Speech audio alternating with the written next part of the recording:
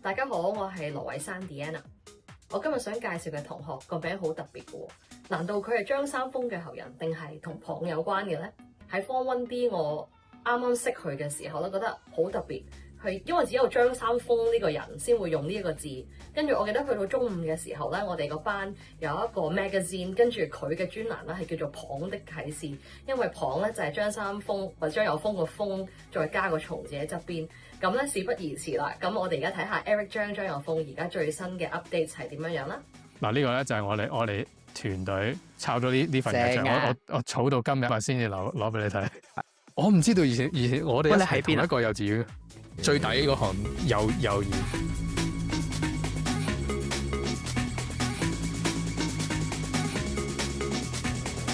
各位同學早晨，今日我哋嘉賓係張有豐。係，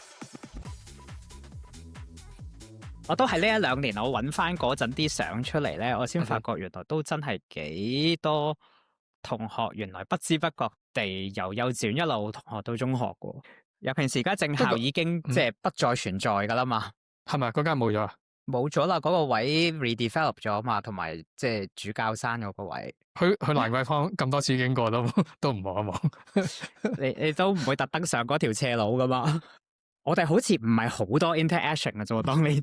冇，我唔知你邊班真係少喎。 D 班一路 D 咯，跟住 Form 4就 E 咯。你細個咧，講真，如果你唔同班咧，冇乜同樣嗜好咧，好少玩埋一齊嘅。我覺得你以前咧玩咩樂器嘅？即係如果樂器就彈琴咯，彈到8級就擺低咗嗰啲 typical 嘢啦。到我啲女開始學琴啦，咁我就逼住每一日都同佢哋練琴咯。你自己唔會彈嘅，即係陪佢哋。中間真係斷咗10幾年嘅，反而 choir 咧就我哋小學嗰陣低級組合唱團、高級組合唱團，咁即係應該一路唱到中學senior mixed voice choir。And then 其實畢咗業之後，我都 keep 住有啲 alumni choir 或者出面啲 choir 嘅。中間有幾年做嘢真係好忙，咁然之後最近呢2-3年開始啲時間稍為鬆動翻少少咧，咁我又開始翻 alumni choir 唱翻啦。OK， 咁你以前係上晝班同埋小學，係你自己揀啊，定係屋企幫你揀？哇，唔知喎，嗰陣真係成嚿飯咁樣嘅啫。我媽咪喺中學教噶嘛。所以一嚿飯咁樣就讀幼稚園，一嚿飯咁就去讀小學咁樣咯。唔緊要，而家一嚿飯做得醫生都唔錯。係繼續一嚿飯 OK。放學嗰陣時咧，有半日咧，你會做啲咩 ？OK。我屋企都安排得唔少節目俾我嘅，所以下晝通常都會有啲嘢學下琴啊，學畫啊，學書法啊。跟住嗰陣有咩咧？學跆拳道啊，合唱團啊，童軍，仲有我好身痕嘅。有啲咩嘢掂到我未做過咧，我都幾想去又玩下啦，又試下啦咁樣。特別嘅 memory 啊，或者特別嘅 trip 咧，係同聖保羅同學去咧，你係好難忘嘅。我同Deanna 啊、Charles 啊、李雪瑩啊、Paulina、Olivia 嗰幾個都真係幾 friend 嘅，基本上而家 day 都 WhatsApp 啊，咁啊間唔中約下出。不過咧，因為呢棚人咧，全部都係啲好難去約嘅人嚟嘅，咁所以咧去旅行嘅次數又真係唔係好多。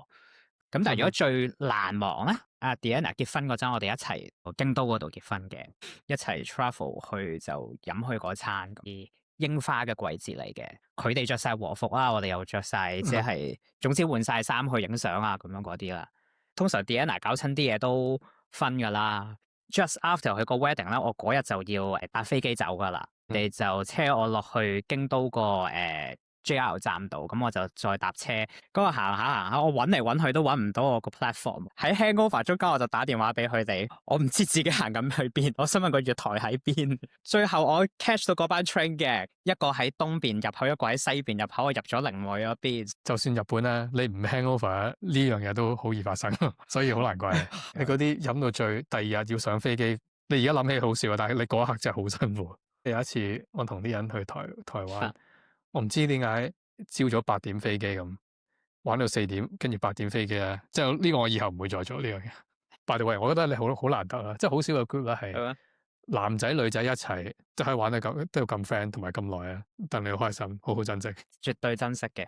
頭先講緊何文林移居咗啊嘛，我哋遲啲就可能海外分佈咁樣去 gathering 啦。你而家嘅興趣係咩啊？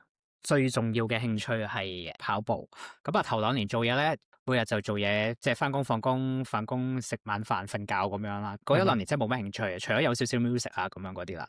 咁咧跟住咧就發覺哇，個人咧成日都好攰。去到12年嗰陣咧，咁就何耀祖佢就話佢下年可能翻嚟香港，咁佢就撩我，不如跑場 half marathon 啦咁樣。Are you kidding me？你問我喎，我成個中學同埋大學從來都同 sports 係嘅關係幾乎係等於零噶嘛，跟住我話 well try something new， 咁12年啦，咁我嗰陣就開始跑啦。我仲記得我第一次落街跑嘅時候 5K 都係 easy peasy 嘅啫，咁樣籃球鞋咁就落去跑啦，跟住幾乎嗰晚真係行唔到翻屋企咁滯，跟住發覺原來呢樣嘢唔係真係心裏面諗咁易嘅。第二年咧，阿 Jo 就冇翻香港，所以佢冇同我跑嗰場。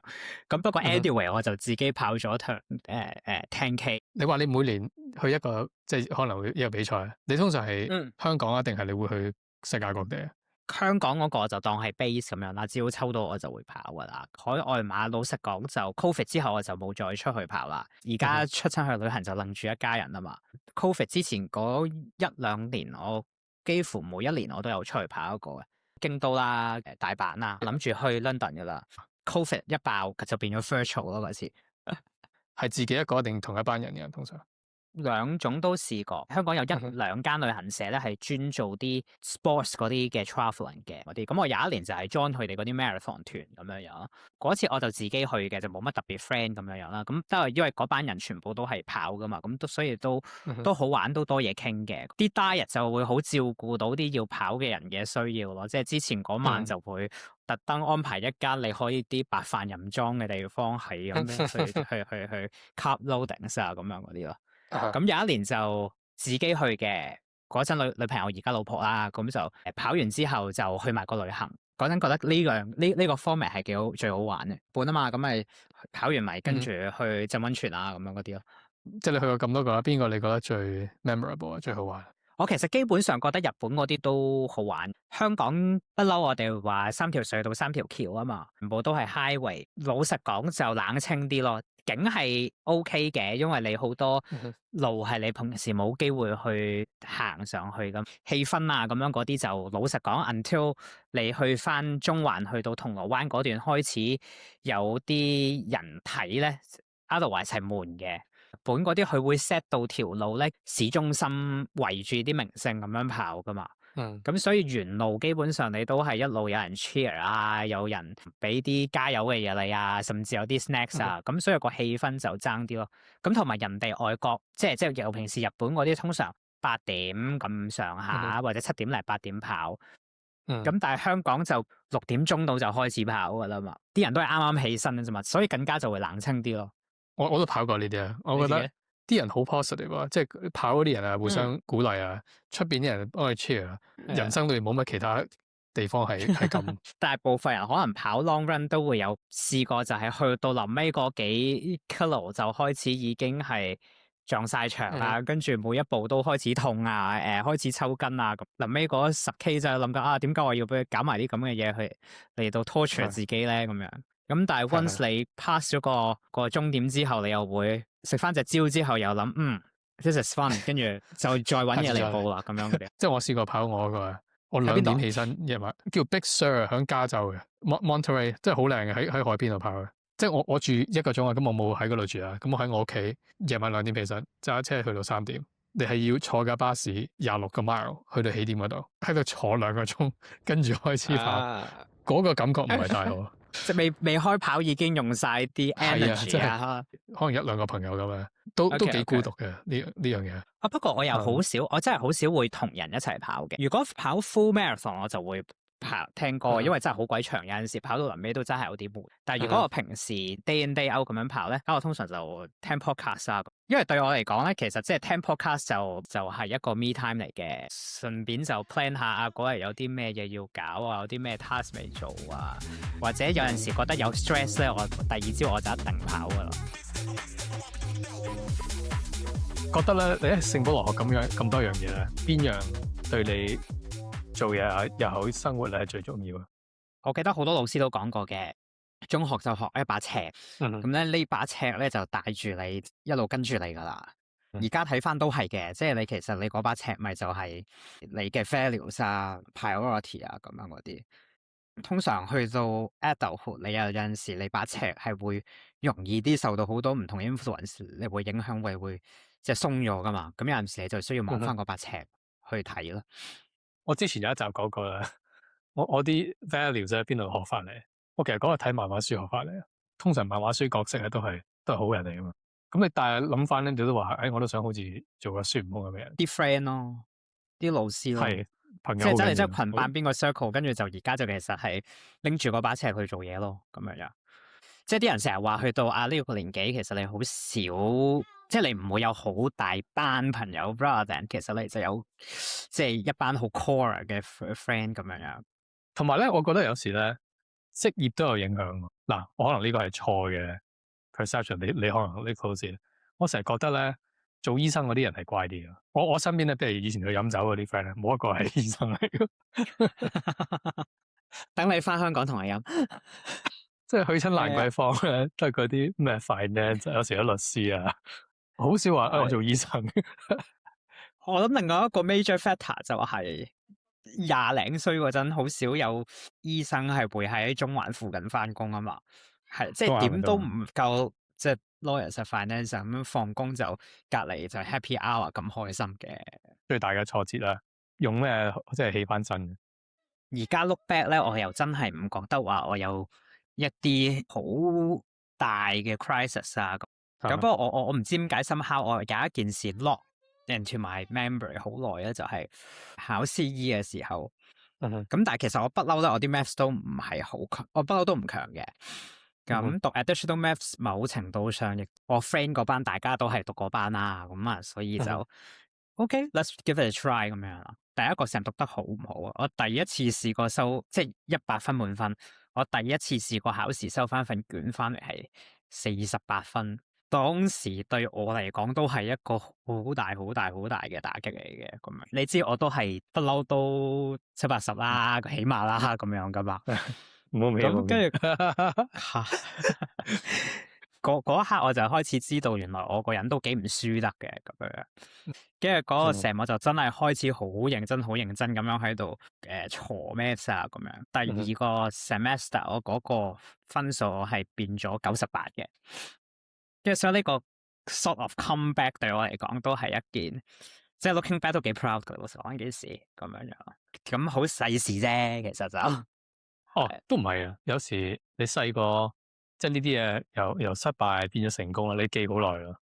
你會呢個 formula 你會 lock in 咯，嗰度你就知道我即係 sort of 下次都係咁咯。而家嘅生活就好難話會有啲咩好。